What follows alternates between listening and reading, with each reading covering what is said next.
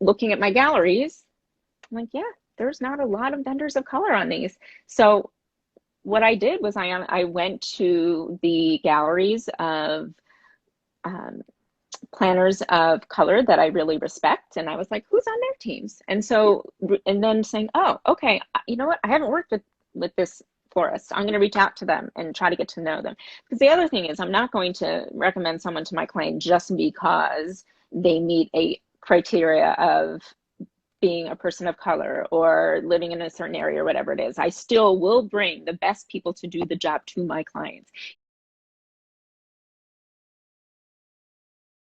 Hey there, everyone. Happy Thursday. I hope your afternoon is going well. I know this is a little bit earlier than we normally do, but we have a really special IG Live today. Hey there, Tarika, Alex.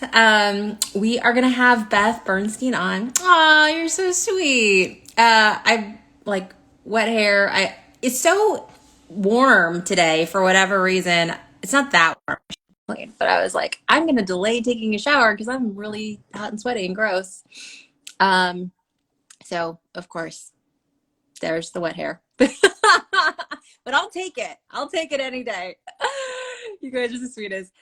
All right, we are going to get Beth on here in just a second. Beth is amazing, first of all, and she, I've,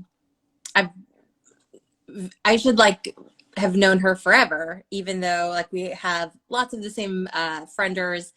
And hold on here, and she is part of WIPA, which is amazing, and she was part of the group that um, was on it was the fusion inclusion, and I think Terica, I think she was on one of your webinars as well.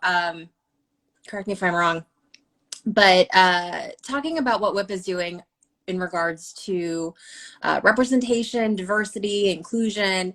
And I think it's really important to talk about because, I mean, especially everything that's going on right now, it's very frustrating and sad that we even have to continue having this conversation, but it is something that definitely, yes, she was. Okay. I was like, okay, Beth's on her way. She's coming in.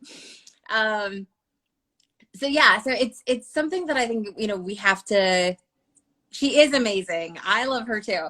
So it's something that I think we need to continue having the conversation about. And today we're going to talk about, being, really a better ally, because I think that one of the things, all right, come on in, Beth.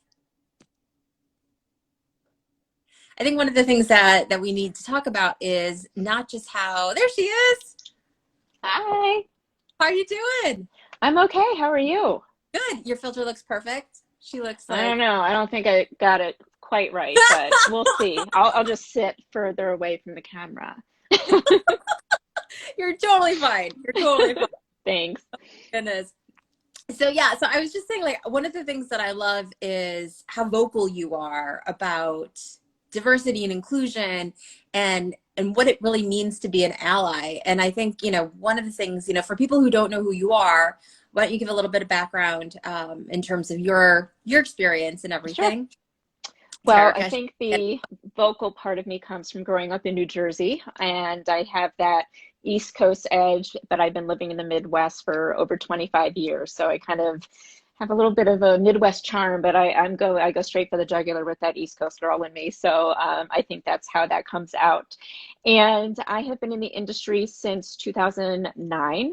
I had a former career in advertising as an account manager, and then stayed home with my kids when my daughter was born in 2002. My son followed 2.5 years later, and then started to do things nonprofit wise for their schools and my temple and things like that. And really organically fell into event planning when somebody that had seen an event I threw at my temple, like multi-purpose space, and asked me to plan their wedding. And I literally said, I'm just a mom at that point in my life. I really didn't think much of myself. I was going through something else. And she believed in me and said, look, in graduate school in Indianapolis, I don't have time for this. If you can plan a silent auction, you can do a wedding. And I was like, Yeah. okay. And it just organically grew from there. And I've been very fortunate to have immediately networked with some wonderful creative partners. And I was going out, and my kids were at a certain age where I could pass them off on my parents who moved here a little bit. So I went, as Marcy Bloom always says, that she would go to the opening of an envelope, and I kind of followed that path for quite some time, as far as went out there as much as I could, and it's been great. It's been a really interesting 11 years. I came in 2009, as I said, and so I have never seen the industry like this on a downward spiral, and so this is an interesting time as well. But I figured why not? I started my business when there was the bottom of the recession, and we'll see how it goes. Awesome. That's so cool. And I think one of the things too, like, because you have SQN Hmm. Events, and then you also just started Essentially I Do's. Or is it Correct. Essentially? Essential I do's. So SQN Events has been my brand for 11 years, and it's the actual full name is Sine Qua Non Special Events. Sine Qua Non is Latin for indispensable or essential ingredient. And the reason why I went to SQN is because when I got the URL, I was so excited, Sine Qua Non Special Events.com. And my husband took one look at it. He goes, it says non-special events. And I was like, nobody could pronounce it anyway, so I just did SQN Events, and it's been that way ever since. But when COVID hit, I was in constant contact with my accountability group. With many people are here already in this live, so thank you for the support. And we were brainstorming on things, and one of our friends, Gretchen Culver in Minneapolis, she was really taking the lead on this micro wedding format, and we all got on it, probably talked, text, Zoomed at literally 12 hours a day. I was constant contact with them. I would wake up to 68 texts and go, it was just crazy. And we pulled it off the ground in maybe 3 weeks. And Essential I Do's is the sub brand focusing on micro weddings. That's awesome. Yeah. That's awesome. And I think that it's just a testament too for so many people who are like, oh yeah, I'll just do, micro weddings, or I'll just do intimate ceremonies or whatever, mini monies. But it takes work when you are really branding or starting a whole new company, that the Yes. focus is different. And I think that's a really important thing for people to understand. It's not just like, yeah, whatever, I'll do a small wedding too, or I'll Correct. do. Right. I mean, I've done small weddings before. I've done weddings for 22 people, 45 people, 12 people, but it's not a micro wedding with that intent, especially in the days of COVID with all of the regulations and social distancing and mask wearing. We really thought it through down to every detail, and launched when we were ready, having thought of almost, everything that we could think of, how to poke holes in what this was going to do. And we were able to come up with something that we feel is very strong. And we started the Small Wedding Society as well. So we are really excited about this, and it's taken off. So it's very exciting. I That's don't do good. anything until I'm sure of it. Even when SQN started, even I didn't know where it was going to go. I literally had no idea, but I had my branding done, coming from my advertising background, and got my business insurance, filed as an LLC before I did that very first wedding. I love it. I Yeah. love it. That's so good. And I think that's also really important for people to understand when you're starting out. And even if you kind of start to like fall into Yeah. wedding planning or event, Hmm. really through, okay, before I just put it all out there and just get Hmm. started, really taking the time to consider, your brand and what you want that to look like and who you want to be attracting, because Right. what you want to do is just like haphazardly throw something out there and have it either flop or be associated. I mean, actually start to take off Yes. and then be associated with, that's not what you want. Right. And we all somewhere, start smaller, start with events that aren't quote unquote our ideal client, but you learn from every single thing. Every event I've learned something, every client, every vendor I've ever worked with, whether it be something good or bad. I swear my contract gets longer after every single event I do. I'm like, oh, got to put that in there now. Not going to deal with that again. So yeah, you learn no matter what you're doing, and putting out there what you want to receive is really, really important. And I've learned that.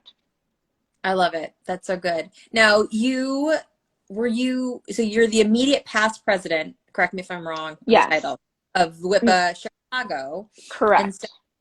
that was for last year, right?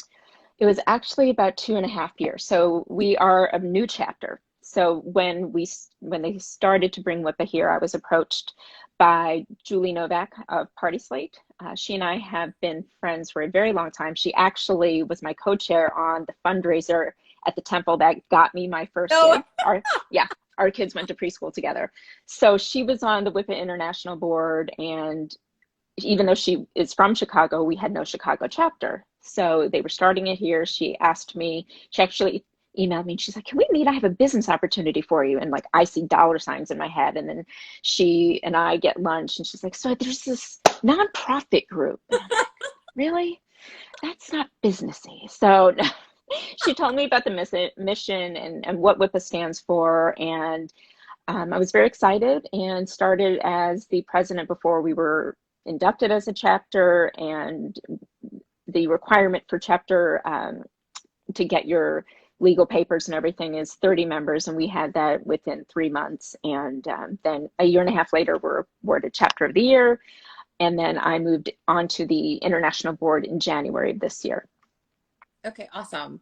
So now talk a little bit about what it meant. And I think, because whether we're talking about WIPA, like an association or a society or any Mm-hmm. type of business organization, or we're talking about your own business, I think it's important for people to understand, especially when it comes to being inclusive, what that looks like, how you kind of, not just integrate it into what you're doing, but just bake it in. Because I think Right. that a really important thing that a lot of people aren't necessarily sure. If it wasn't baked in from the beginning, how do I put it in there now? Right. And I think with WIPA, it is baked in there. It has been from the beginning. We have a code of ethics that every member has to sign. And I have to say, we have turned potential members away because they won't sign it or don't meet some of the requirements as far as having to have business insurance. You'd be so surprised out there of how many people don't have business insurance. We're like, no, got to have that in order to join an association that stands up for this kind of stuff. But in that code of ethics, it does say something very strongly. I think it might be the first or second point about being inclusive and non-discriminating against people of different races, ethnicities, genders, LGBTQIA, all of that. And so it is baked into our DNA. However, at this point, we don't have any members of color on our immediate international board. So that piece is missing, and it's also missing in some of our local chapters. I am really proud to say that Chicago has the most diverse board of all of the WIPA chapters. Whether that was intentional or not, I really did, I like to say rush people because I'm a sorority girl, rush people that I was close with and knew that would be doing a good job and that were at the top of their game. And several of them are of color, and that is how the board was created. So from day one of WIPA Chicago, we had that baked in there. I love it. That's so good. And I think that's important for people to understand that it's, if you are not already kind of, and I don't want to say integrating, but if you're not Mm-hmm. already aware of, the vast amount of talent that is outside of kind of your small circle, it's going to be Mm-hmm. hard to, whether it's your kind of vendor circle that you normally refer, or if you're an association, you're trying to attract more vendors of color, understanding that it has to be baked into you in terms of Exactly. operate as a human. So. Yes. And now we are working on the international board. We've hired a diversity inclusion expert to guide us through this, and I'll talk about that in a little bit. But one thing that we are doing internationally and locally is for our 2021 and beyond chapter and international boards, we will be having a diversity and inclusion director on each local board. However, when we are recruiting for board positions, I don't want to recruit people of color just to be the diversity inclusion chair, because that's not doing it right either. Because of course we want diversity represented in that position because it will all help us. However, it's not the only place people of color have expertise on. That's it's not tokenism. Our director of events in Chicago and our director of marketing and our treasurer, all people of color, because, and I think that's where people sometimes get stuck. It's like, okay, if I have somebody of color speaking, they can only speak about their experience as being of color.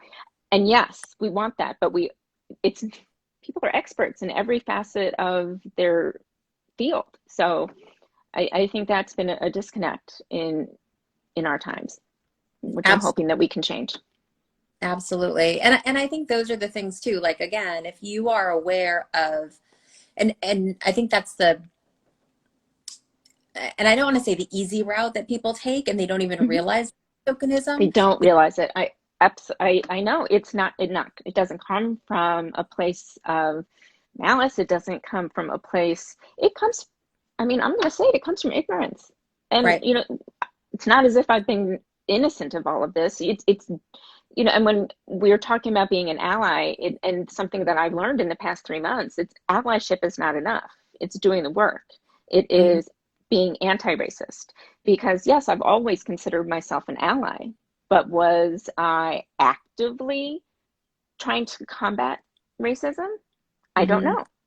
Right. And it's that is the difference. It is not just saying I'm not racist, I have black friends, whatever it is what are you doing to help fight this fight?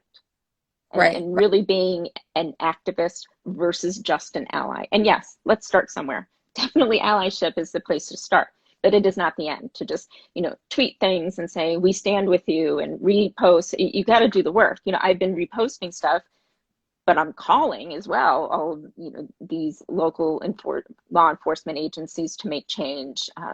I mean, Kenosha happened in my backyard. We're 40 Right. minutes from there.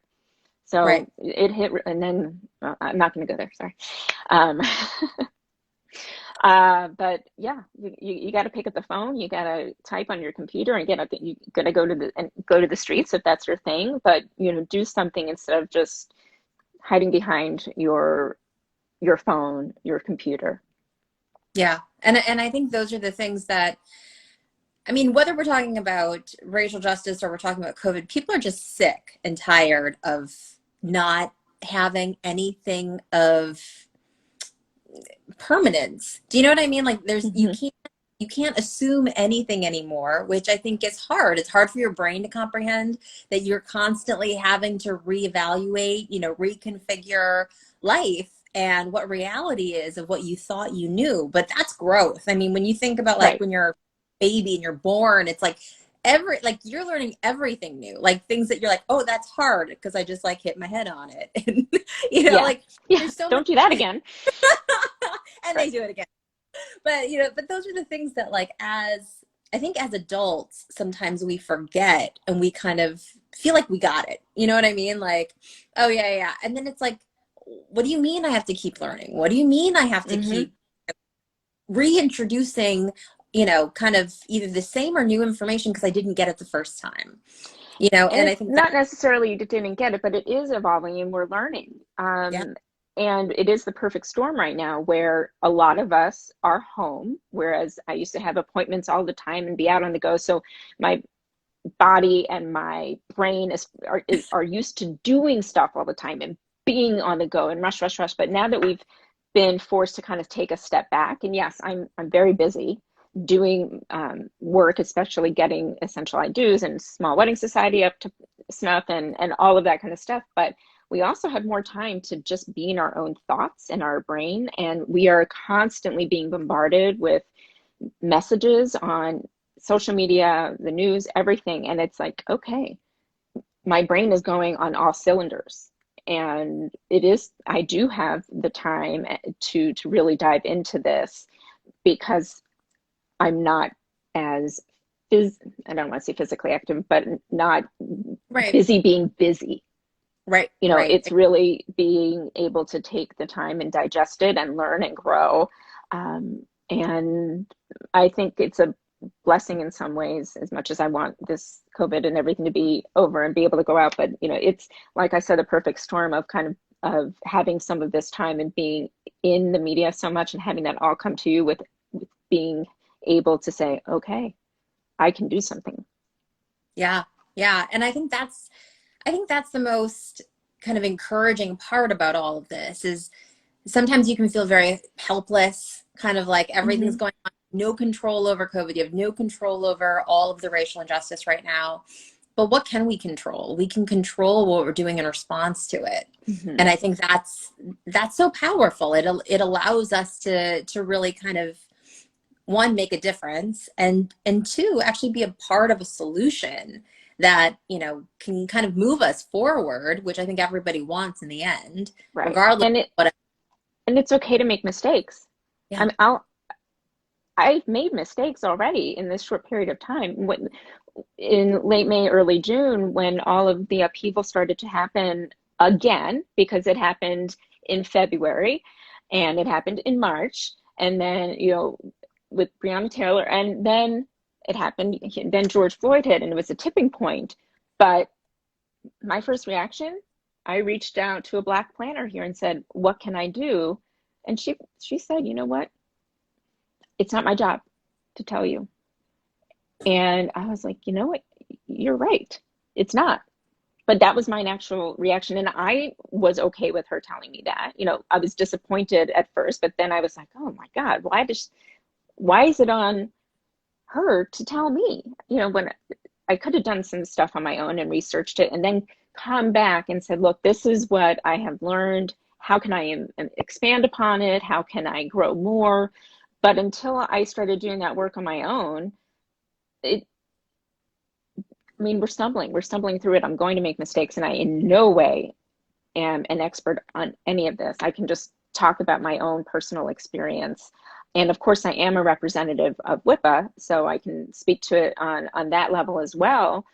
And I'm really excited that we have hired somebody. This is a time where we're obviously losing members. We've got no income coming in for WIPA, but we made a financial commitment to hire somebody to help us point us in the right direction and develop a mission statement for our diversity inclusion committee and put somebody on each board leading that charge.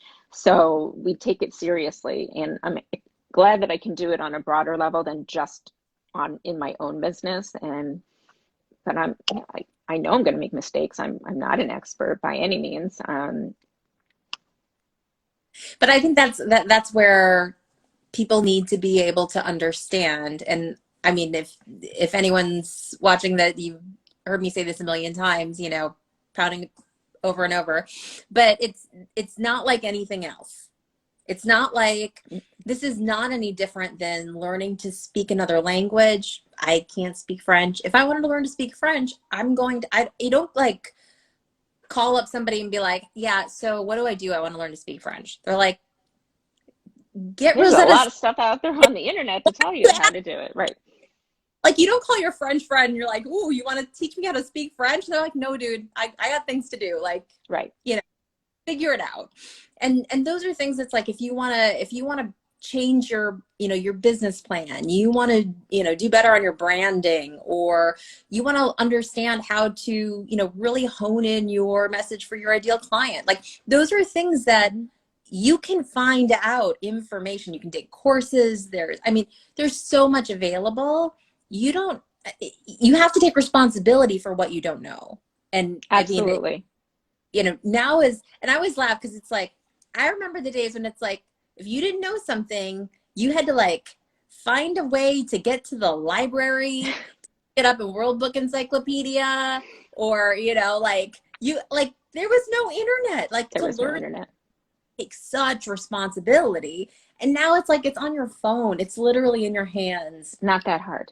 And I'll tell Not you what I did, because I mean, I look at my, I don't have a vendor list, if you will. And I find it so funny when people call me and say, "Can I get on your list?" I'm like, "I don't have a list. It's all in my head of who is good to work with, what kind of product they produce, what kind of relationship I have with them, what I think that they can bring to my clients, and all of that."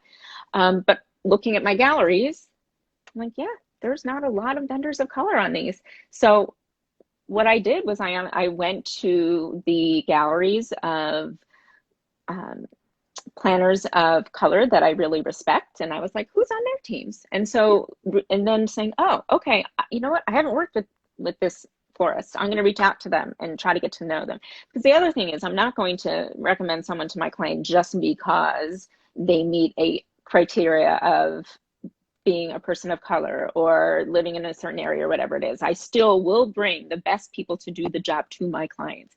It's about inviting those vendors that I haven't worked with to the table, and educating myself on there's more than just this group out there that I work with, to expand that. Unfortunately, we're not networking right now because we can't go out, but I've got time to say, you want to do a virtual coffee date or, all of that. And I think that's great. Like, again, it's about responsibility. So like taking the ownership of being like, okay, what can I do to get to know these other vendors the same way? And I was liken it to like, getting to know a friend, right? Mm-hmm. Like, if your kids are in the same class and you're like, oh, do you want to grab coffee, or do you want, and, you talk with them like another human being, Right. Yes. like and I think that's the thing. A lot of people kind of like, they have this idea of what networking is supposed to be like, Mm-hmm. but instead it's really just getting to know the other human that's in front of you.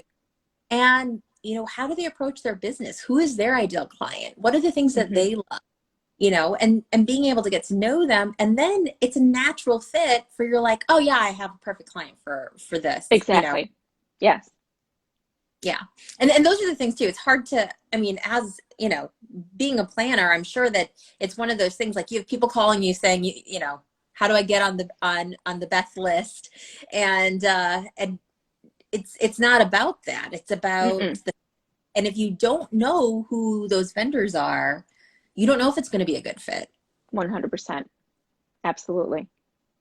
Yeah. I love it. That's so good. And so in terms of kind of, I know that a lot of people are, obviously there's no income coming in for a lot of wedding professionals. In terms of like what people can expect from, like, if they do have a little bit of money and they do want to join WIPA or be involved in some way, what are the things that you feel are, kind of that value add that they're not going to necessarily be able to do just like on their own if they join WIPA? Right. So obviously the education. And right now we've been doing such an excellent job of bringing that education to members and non-members, because as leaders in the industry, we want to help people during this time when nobody has money. Or no one's got money to spend on a webinar. Not everybody has money to spend on a webinar, but we wanted to take the lead on a lot of this. So all of our webinars have been free to members and non-members, and we have not renewed dues for anybody since March. Well, let me say we have not taken any money from people since March. We have not kicked anybody out for membership, but we suspended membership dues coming into us for this time, and we are going to be picking that up. And if you're a member of WIPA, you'll be getting the email soon, if you haven't already, about what our plan is to kind of ease our way back into this, because it's still a difficult time. And we are probably going to start doing a lot more member only events, because we do also want to bring value to our members. So we have at least 2 webinars a month or internationally, and then the local chapters have webinars as well, and some more fun things as far as a social Zoom and cocktail parties and things like that. It's, we were able to do educational and social events when we were able to go outside, but now it's really leaned a lot heavier on the education, which I think is great. I love it.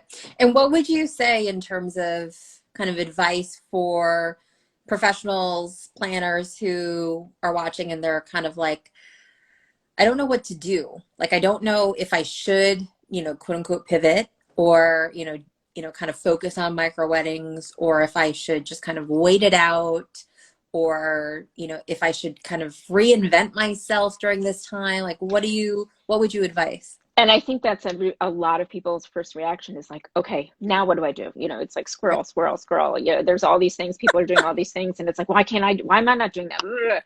So there was Michelle Loretta from Be Sage or Sage Wedding Pros had a great newsletter the other day, and she said something like, you know, your pivot might not be the best idea, because if you got to run the numbers, you got to have a business plan. It's not like, okay, now I'm going to do this. You have to put the work in and see if it's actually going to be worth your time investment to do it. Just because other people are doing micro weddings doesn't mean it's going to work for you. So you can take this time to evaluate what is going to work for you or what will be worth your time. And it's really important. And just because you have some time, yes, it is a great time to work in your business, or in your business instead of on your business. So not your again, a lot of us still have tons of clients and we're moving things around, and unfortunately people are still getting engaged. You've got some new business coming in, but it's still not anywhere what it was. So you do have some more time to devote to really looking inward and seeing, okay, is what I'm doing working? It's all the stuff on your to-do list that you never get to do, and you can start chipping away at it, but also not get caught up in everybody posting like, these are the things I've done. There was, when Taylor Swift came out with her new album, it was funny. It's like, yeah, Taylor Swift did a whole new album in quarantine, and I haven't even cleaned up my closet. So don't be scared that everybody else is doing all the things. Do what you need to do. And you've got to sit down with it and sit with it and make sure that what you are going to invest your time in is going to be worth it on the back end. I love that. And it's so funny because we just did a post a couple days ago, yesterday, day before, about, really understanding, like, a lot of people are like, okay, well, self-care. And they're like, okay, so I need to drink red wine, and I need and it's another to-do list of self-care. Need to relax today, Relax now. I need to take an hour of me time, but I've got to do all these things before I do that. So I also think, even though money is tight, I think it's very, very a good idea to invest in perhaps a business coach or a program where it's bringing people together. And having my accountability group has been everything during this time. And I surround yourself with people that are going to be brutally honest with you.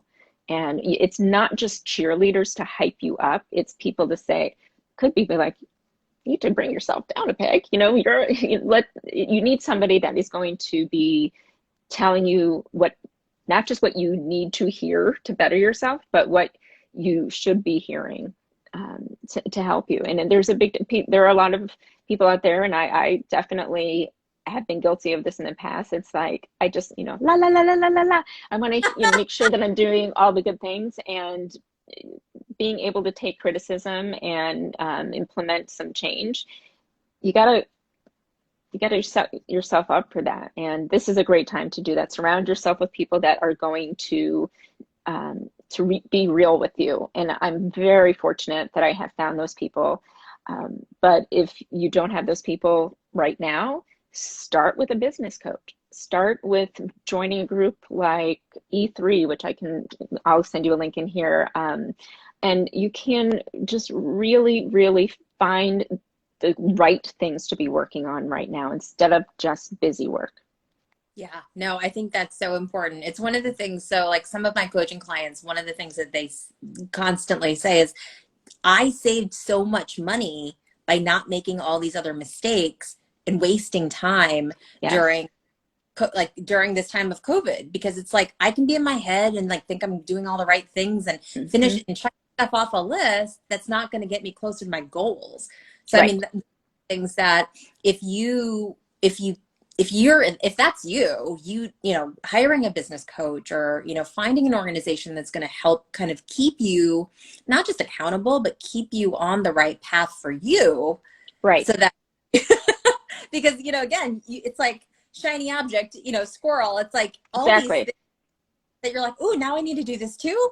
And instead of like just doing all of those things, knowing what your path is so that you don't have to worry about, the latest, the greatest, or the next longer list that you're like, ooh, maybe I need that list too. Right. And I'm guilty of it too. I was joking with a friend. I'm like, yeah, I'm keeping the economy going in quarantine because I was like, oh, I want to invest in this. I want this coach. I want this course. Blah, blah, blah. And it's like, okay, let's find the right one because you have to be very intentional with your money and your time.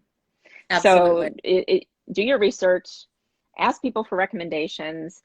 There's a lot of really good quality stuff out there. I know Valerie Gernhardt just launched a new course, and I could sing her praises all day. She changed my business life, and there's just so much out there. But you have to know what the right thing is for you, and don't be peer pressured into everything. Do your research, and then say, you know what, this is where I'm going to spend my money and spend my time. Absolutely. And again, it's about taking the ownership of like, okay, I need to do the research. I can't just take their word for it, or I can't just, oh, I Yep. heard this, do that. It's really about making sure that you're doing the right thing for you. Absolutely. And there's plenty of times I've started something and you have to ask yourself why you're doing it. Is it ego driven, or is it something that's really going to benefit you? I'm an Enneagram 3, and believe me, I mean, I want all the accolades. I want people to be like, "Oh my God, she's amazing." But why? Why do I need that? I don't. And it had been on my bucket list for years and years and years and years to speak and engage because I wanted to speak there. And it was when I finally came to the conclusion, you know what? I actually don't, because I'm only going to speak on something that I'm really passionate about. And until I can write a pitch of something that I'm actually an expert in and actually can bring to the table, I need to just get that on my head that it's a bucket list item for my ego. Yeah. And of course, right after I came to that conclusion, I was asked to speak on a subject that I really was an authority on, or that could help people on. But it wasn't just because it was something to check off. You have to ask yourself, why am I doing this? Why do I want to do this? What is it going to do for me? And sometimes the answer is yes, it is. Everybody needs a little confidence boost, but it's got to be deeper than that. It took me a Absolutely. long time to learn that. I'm still learning. Well, but I mean, it goes into everything else we just talked about. Like, are you pivoting for the right reasons? Yes. And are you, really being a co-conspirator, a true ally, and anti-racist for the right reasons, not just because you want like people to like clap at you and be like, yes, good job, ally. No, like you need to do it because you actually want. Yeah. Being anti-racist is not a trend, nor should it be treated as such. And I mean, I haven't posted on social media aside from my stories. Every day I have to say, I go into my Dropbox and say, okay, what picture can I put up with the caption today? And I have just not wanted to do it because I'm not feeling, I'm gonna cry. I'm not feeling it right now to put that out there. Yeah, I mean, I need clients. I need people to want to hire me. I can't do it. I cannot bring myself to do that right now. But my story, my feed, is full of things that I do want people to be doing on the social active spectrum, not just like, ooh, look at this, it's so pretty. I'm just not there. And that shows that it's real. The Birds of a Feather Events just said performative solidarity, and that's exactly it. I mean, in terms of really understanding, like, this is what's important. Our story always has an action item, and it always has things to think on, specifically related to racial inequality, social justice. What can you do? One, because sometimes you do have time. And if you are, you do have privilege that can be used for good. So what are we doing with that? Let's do something that is positive, and then here's some more resources. Here's people that you can follow. Here's things that other people are doing, not just here's a pretty picture. Absolutely. And there's so many out there. Choose one or two to focus on. There's so much out there, but for me, I've chosen to, I am reading Me and My White Supremacy, but as far as what I'm doing, the action I'm taking is in my community. There's a great organization called My Block, My Hood, My City in Chicago. There's also I Grow Chicago. And those are two organizations that I'm really putting my time, my effort, my money, and my voice into, because if I'm trying to be everything to everyone, I'm not going to get anywhere. It's kind of like, the Cheesecake Factory. It's like their menu is 20 pages long, and how could they be good at sushi, and how could they be good at doing a burger? I don't know. Be good, focus, people, you know, just do the thing and do it right instead of doing all the things a little. Right. Exactly. Exactly. And that's, again, it goes back to, really knowing, who you are. Who are you? Who is it that, that you really want to attract? Who do you identify with? And what are the things Mm-hmm. that you want to do to make that difference? Clearly you can't do everything, Right. but what are that you can do that really will make a difference for the things that really are important to you? And I think sometimes we don't take the time. Again, one thing that we have is time. Yeah. So take the time and like get to know yourself and understand like what are the things that are important to me, and how can I use my voice, my time, my money to make a Mm-hmm. difference? Because if you don't take the time to do that, it's the same thing. You're chasing something, something else, shiny Right. object, or to-do Mm-hmm. list, check it off. Yeah, Exactly. absolutely. I love it. So any last thoughts for people who, I know one of the things, so your small wedding society, one Mm-hmm. of the, so if people are like, yes, I do want to focus on that, tell us a little bit about Mm-hmm. small wedding society so that people can get to know what that offers. Sure. So, Small Wedding Society, what we do is for clients, we provide a list of vendors where they are small wedding certified, and so we know that they are following the right protocol. Similar to WIPA, we have a code of ethics. We make sure that they're in business for at least 2 years. They have to have insurance. So we have our standards in place, and it's not like somebody that said, "Well, I'm just going to do small weddings." And if you haven't done small weddings or micro weddings, we are asking that you go through some coaching with one of the members of our advisory board. And we have like 9 people on there right now. And so if you haven't have experience with this and you want to, then we will mentor you through setting up your small business, small wedding business. So that's one way people can get involved who are trying to get into it. So we're really helping them put the right things in place. But for those that have already have a lot of experience with this under their belt, they can join the society, take advantage of our SEO, and be in our private Facebook group so we can all talk to each other, have the badge for your website, and we're getting some really nice partnerships with some other companies, so that's exciting. I love And we can put this in the notes somewhere Yeah, or something with all of that information. But people can DM me, and I'm happy to put them in the right direction as well. I love it. And I think that's really important too, because it's not just like, yeah, I'm just going to pivot. Yeah, I'm just No. going to do a wedding. Mm-mm. It's really about making sure that you're prepared to do it. And we, the 5 of us that did this in the beginning initially, spent, like I said, so much time and money. We consulted lawyers when we were putting our contracts together. It, we put the time and money in there. So we're happy to share. And it's always about community over competition and building a stronger network and building a stronger industry. But you got to put the work in. It is not just turning on a faucet, and the pivoting is as much work as it is when you started your business. People forget that. It's like, oh, I have a business and now I'm going to do this and take advantage of my name. If you don't know what you're doing under this new area of your business, you're going to fail. And then guess what? It's going to affect your main brand. Exactly. So Exactly. Yeah. And that's, people don't understand that pivoting isn't just about adding something else to what you already do. You're actually changing direction. Like if you play correct. basketball, pivot and you have a bat, like you're literally changing direction. Like that's Yes. basically what it means. Yep. So to do that, you have to know, okay, what am I changing? And Mm-hmm. is that going to be a separate business, a totally different offshoot, but I'm keeping the first? Or Right. is it only going to be doing that? And then how does that change my branding? How does that Yep. change everything else about your existing business? Because in order for it to actually be a pivot, it actually has to do that. So Correct.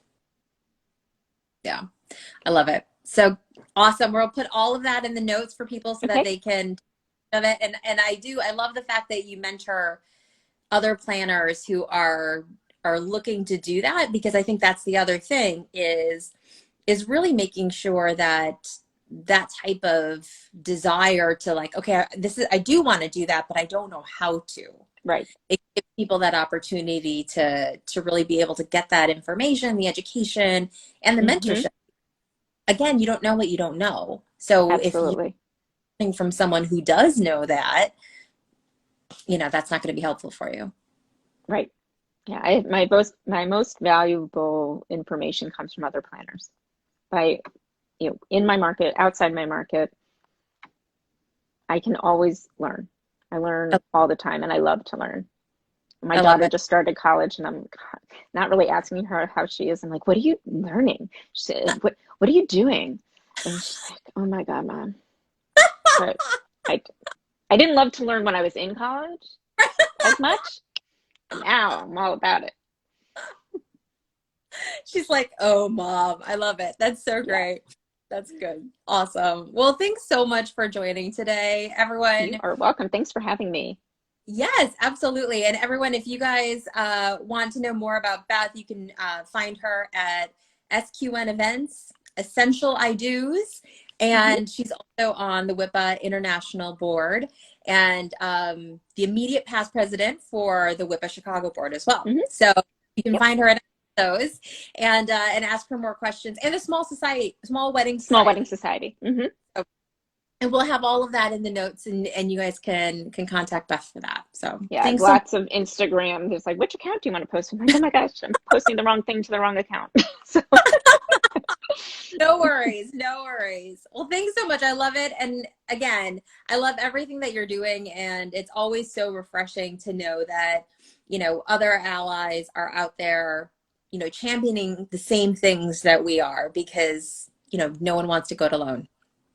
thank you. And if anybody has input advice for me, bring it, bring it to me. I So, love it. I love it. okay. Well, have a great day, everyone. Have a Thanks, you wonderful too. rest of your day, and Thanks. we'll talk soon.